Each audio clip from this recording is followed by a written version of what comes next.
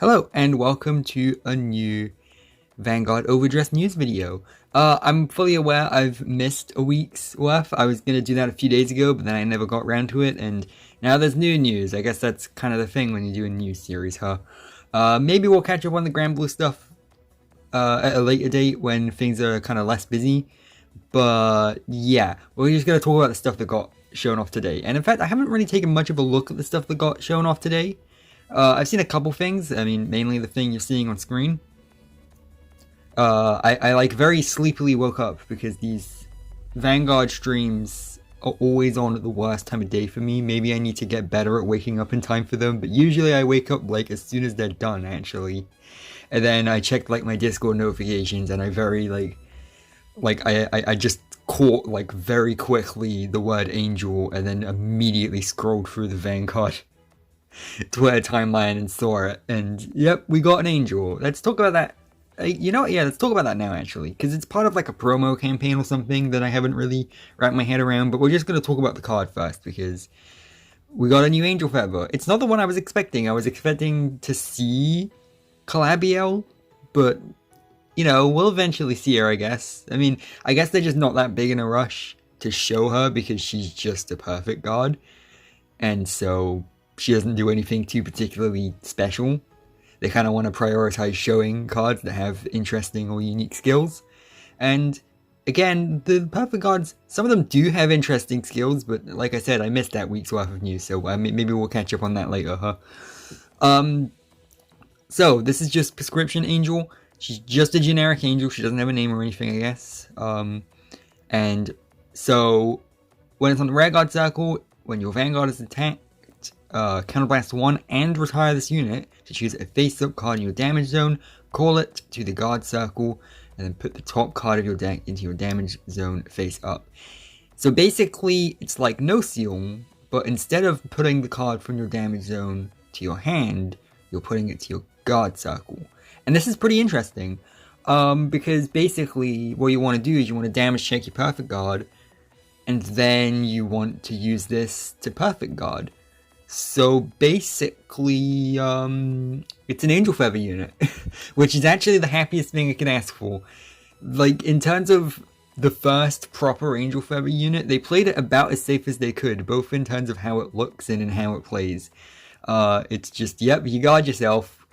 Like, that's funny. Not only does it have a skill to do with putting something out of the damage zone, but also you guard with it too, which is great. So it really is an Angel Feather unit. They're really showing me specifically that Angel Feather is still around, and I'm looking forward to when we get a deck full of these cards.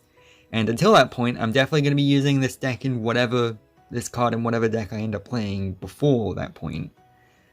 Which I haven't decided whether I'm going for the Paladins or the Oracles. Oh, Oracles! We should probably get to that in a sec. Yeah, I know, right?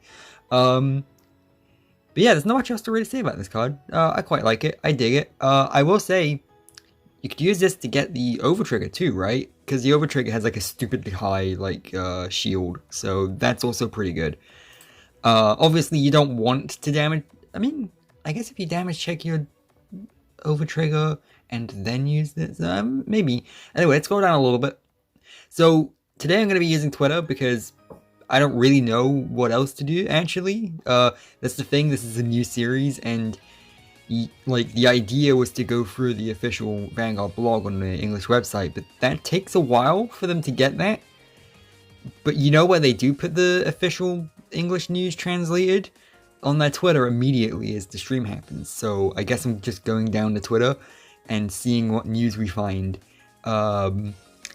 Until I find a better way of getting it, basically. So I know this isn't like ideal, but like I said, I can't exactly use the blog because the blog takes too long and this is supposed to be news. So yep, we got a tweet about like the live stream and everything. We'll be going through that for the info in that live stream more now, basically. So this is a V-Series card, so we're just gonna ignore it. Okay, here we go. Blazing Spear Dragon. When his unit is placed in the Rare Guard Circle, if your opponent has no units in the same column as this unit, counterblast 1, and it gets power plus 10,000. So, pretty standard, you know. I will say, the only thing particularly interesting about this unit is if your opponent has no units in the same column as this unit. That's interesting. I always like it when they like get you to consider exactly where on the board you're placing cards. And so if your opponent's a Dragon Empire user, you really have to consider which of the columns you're placing your units in. So that's pretty nice. But other than that, there's nothing particularly too interesting, especially considering it uses a counterblast. And now that we have that new order card, in fact, I'm going to go and see if I can find it, because it shouldn't be too old. I think it was only posted a few days ago. Is it here? Is it here? If I don't find it quickly, then we'll just move on. But basically, it was an order card that allowed you... I feel like you're going down too far. Basically, it was an order card that allowed you to counterblast as much as you wanted, and then, like, get rid of an opponent's rare card for each card you counterblasted. So basically, you're gonna want to use that. So anything else that counterblasts had better be good, because let's face it, that order card is gonna do a lot of heavy lifting for you. Alright, so let's see. I'm kind of confused because I'm just been scrolling through. So we went through that card. Let's go for this one. This might be a bit of a long video, but that's okay. If your soul has 10 or more cards, counterblast 1, you call this card for... So yeah, these handful of cards, they're part of a promotional deal. I might go through that later if I can find it. But basically, yeah, it's a promotional deal where it's like you're competing in a tournament or something, you get these cards, or like a promo pack that contains one of these cards. And they seem to be showing off like future decks from maybe like a set or two in the future, with like the Angel Feather unit and this, like, this is from a Pale Moon deck, and this is not going to do all too much until that Pale Moon deck ends up releasing, because good luck. I mean, would the Bruce stuff be able to get you to 10 soul? Probably not, and if it did, it still wouldn't be worth it for this. But I like the design, and yeah, it's Pale Moon. This is like these cards here are like them reassuring us that don't worry, the clans are still around. We've said it before, we'll say it again, the clans are still around. They may be in the nations, but they still have their aesthetic and stuff hanging around. And this is our Nova Grappler, so Rapid Charger, when you attack this unit boosts and hits, Soul Charge 1. Pretty basic unit, pretty vanilla, I feel like. Not a bad one, you know, definitely a unit you'd probably want. Got the Angel again, and Swell Assault. When the attack this unit boosted hits the Vanguard, if it's the third battle of your turn, retire this unit and counter charge 1. So that's your Grand Blue unit, and once again, not Grand Blue, the other one, Ankle Force.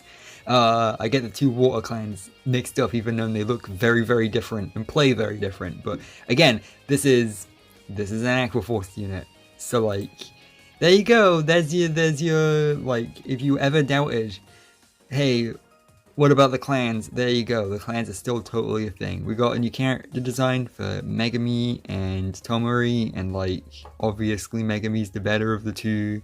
What on earth are you guys talking about? We don't simp for police here, come on. That's the only thing I'm adding to this conversation. Uncanny Burning. So, okay, this seems to be the start of our big Dark State stuff. We got, basically the big news we got, 10 minutes into this video, we're getting to the big stuff. But the two big things we got were a new Dark States deck and a new Keter deck. So that's going to be the main thing we're looking at. So this is from the Dark State stuff. So when this unit's rode upon, if you went second, draw a card.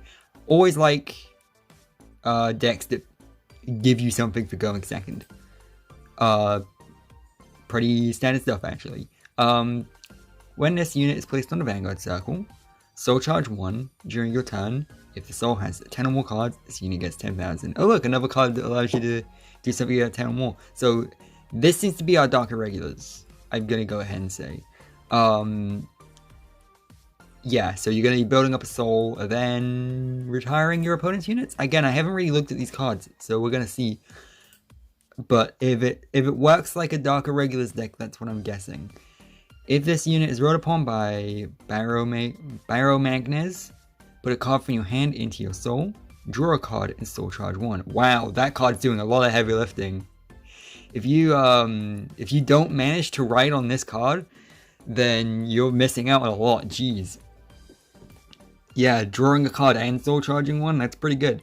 And then when this unit is placed on the rearguard circle, counter charge and soul charge, counter blast and soul charge too. So yeah, once again, a very management based card, and you got that 10k power. So, alright, cool.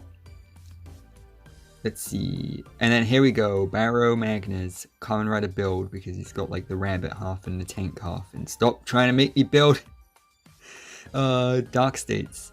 I mean, hey, I have always quite liked Dark Irregulars, so maybe, but right now my focus is Keter. When this unit attacks, counterblast 1 and perform all of the following actions according to the number of cards in your soul. If you have 5 or more cards in your soul, you draw a card. If you have 10 or more, this unit gets 10,000 power and a critical.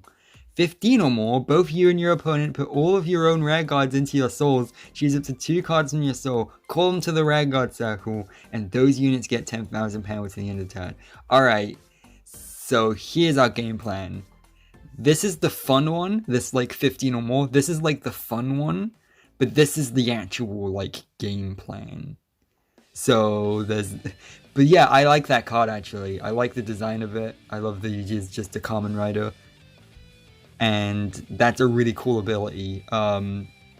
So I've probably said this a couple times before in previous videos, but I guess I'll say it again. A lot of these Overdress era decks seem to be very, very focused around the idea of this deck archetype has a specific gimmick attached to it, right? So like the Brandgate stuff was like, you lock your stuff in the prison, right?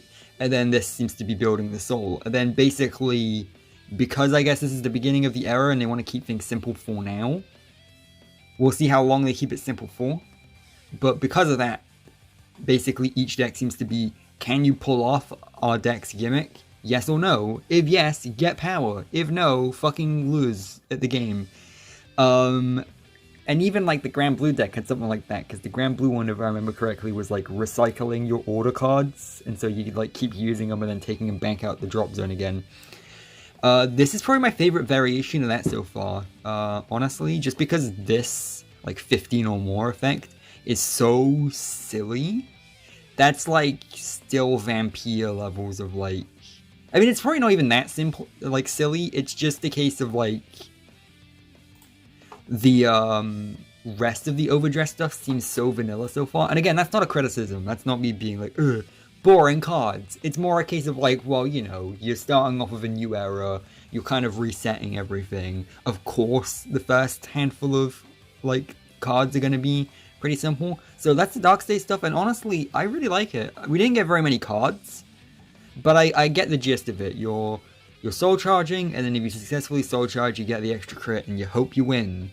You hope your opponent doesn't pull the overtrigger. Speaking of overtrigger, so Oracle Think Tank's back. I remember people saying like Oracle Think Tank were never coming back again because there was like a line in the Overdress synopsis that said like godless or something like that, and like the planet Kree has no gods anymore, and that means that Genesis and Oracle can't exist anymore. And I'm like, you're all idiots. Of course Oracle still exists, they're just not gods anymore. What part of this is difficult to understand? And so now they're sorceresses. So we got Triconnect Sorceress, and man, they're really going on like, hey, you like cards like pentagonal and hexagonal mages? We're just having the Overdress cards look like that. When this unit is rode upon, if you went second, draw a card. Okay, that's the same card as the Dark States one. I like the idea of this being a vanilla that every nation gets though. I'm okay with that. You know, at least you have the option, right? Maybe if every nation gets one of these, then maybe going second will become favorable, because having a card advantage like that's not too bad actually. Let's take a look at this one. Tier Square Sorceress. God, if there's anything I don't like in my card games, it's math. When this unit is rode upon by Pentagleam Sorceress, counterblast and draw a card. And then once per turn, when your drive check reveals a trigger, choose one of your opponent's So counterblast and then choose one of your opponent's front row rear guards and put them onto the bottom of the deck. Ooh, that's pretty good. See, when I was reading that, I was like, oh, she's going to say retire. No, putting it to the bottom of the deck is way better. I feel like that like disrupts. I don't know if there's anything that can really, any of the decks can really do about that. Because I certainly haven't seen very many deck searcher cards in Overdress so far. So, ooh, yeah. Because, like, you know, the Grand Blue, I'm pretty sure has ways of getting cards out of the drop zone, but from the bottom of your deck, ooh, that's difficult, yeah. When this unit is rode upon by Hexorb Sorceress, look at the top 3 cards from the top of your deck and put them on top of your deck in any order. Hey, you know that Overtrigger? See, that was something I realized a little while ago. Is the Overtrigger, you know what the Overtrigger really does to this game? It makes Oracle Think Tank like the most busted clan in the world. Because the Overtrigger can potentially swing a game. Oh, sorry, I'm just like burping a lot. The Overtrigger can like swing a game and everything. And so like if your deck is revolved around trigger sacking, then yeah. Sack that trigger basically. Do you need me to explain the rest? And then when the unit is placed on the rear guard circle, look at the top card of your deck, put it to the top and bottom of your deck. If you put it to the bottom of your deck, this unit gets power. Okay, pretty cool. Pretty interesting stuff. I like the design of that one. That one's not too bad. Looks, like that dress looked a bit like the one Toko wore next. Hexorb Sorceress. So this is your big boss unit. Still got the Persona Ride. I mean, I feel like I should point that out every time, but at the same time, every big boss unit has had the Persona Ride. I do like that not every grade 3 has had it. But all of the boss units have had it, and there's a very big difference between the two. So when your drive check reveals a trigger, choose one of your rear guards, and it gets 10,000 power. Not bad. And then if you Persona Road this turn, Counterblast 1 and Soul Blast 1 to reveal up to 1 critical trigger or front trigger from your hand, and put it to the top of your deck. And then this gets a +1 drive check. Okay, yeah, no, that's pretty good. So you want to keep your crits in your hand then, right? I imagine that's the strategy. You want to kind of actually like go out of your way to draw crits so that you can use this to put it back on the top of your deck and then just sack them. That's the strategy here. Alright, pretty interesting. I take back what I said earlier about all of the decks being, we have a gimmick, and then if you successfully do that gimmick, you get power. Because we still kind of have that, because you get a 10,000 for drive check and stuff. I guess it still kind of has that, but this deck seems to more be focused on just sack those triggers. So if you're a player who keeps drawing the triggers instead of checking them, this is the deck for you. Draw those triggers, put them back on the top of your deck, and then crit your opponent to death. That's actually pretty cool. That's not a bad deck, and good thing, because as I mentioned, I'm going to be running Keter, so this is probably going to be the deck I run until Angels get more support, so thank God, right? And yeah, that's pretty cool stuff. I quite like that. And I do like the Oracle is still around, so that's good. And then that's it. That's everything we got, pretty much. You know, this ended up being a pretty long video anyway, so that's okay. Yeah, I quite like both of these. I think I like both of these more than the trial decks. And I think I like both of them more than the Grand Blue one, although I certainly didn't hate the Grand Blue one. The Grand Blue one had some really interesting looking gameplay. I just didn't really care for the aesthetic and everything. These two I like a lot more. Because I'm kind of tempted to build Dark States. Even though, like, I have no real, like, connection to them. Like, I'm supposed to be maining Keter so I can play the Angels. And I'm really happy I got my Angels, by the way. And then, the Hexorb stuff. That stuff looks pretty cool, too. I mean, again, we'll have to see what support those cards get and everything. And again, so far, everything's pretty vanilla. But I'm liking the look of it so far, anyway. Yeah, no. I guess that's all I really had to say for now. There was that, like, other promo campaign and stuff, and I'll probably dive into that once we do get, like, more info on it or something. I don't know. I think for now, just talking about the card reveals themselves were good enough for me. So, yeah, I guess I'll see you later with some more videos. Be sure to like and subscribe so you can see more of this kind of thing. And remember, for every statement, there's always an asterisk. And I really am happy the Angels are back, so that's good. Looking forward to seeing when we'll end up getting a deck's worth of support for them, huh? So yeah, see you later.